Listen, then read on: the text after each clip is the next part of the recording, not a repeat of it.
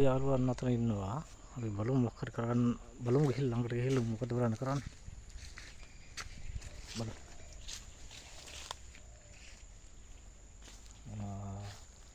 ඉන්නේ යාළුවා. දැල්ල උඩ. ගොදුරක් අල්ලගෙන. ඒක දැල්ලගෙන තියෙන්නේ. නකුණෙක් වගේ ඉන්නේ. ඈ? නේද? හොඳට කියනවා නෝනුගේ හැටි. බලමු මොකද කරන්නේ කියලා.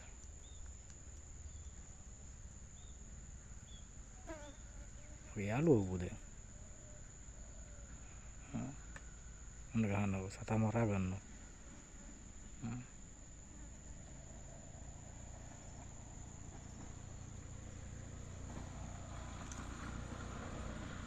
යාළුවා දැල්ල උඩ යාළුවා දැල්ල මගේ ඈ බලමු.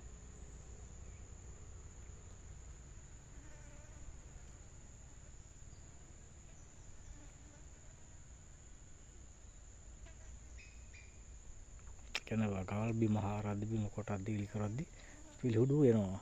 ඇවිල්ලා මේ උගේ සත්තු අල්ල ගන්නවා. මකුණු. අර මේ තව එක්ක අල්ලගත්තා. අර පොඩි සතේ පණුවෙක් වගේ මම හිතන්නේ. ඔය යාළුවා එලා දැන් ආ ගාව තමයි එන්නේ.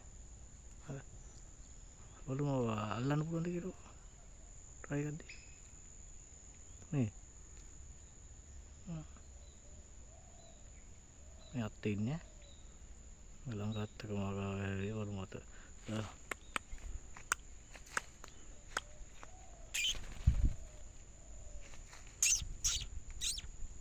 ගියා.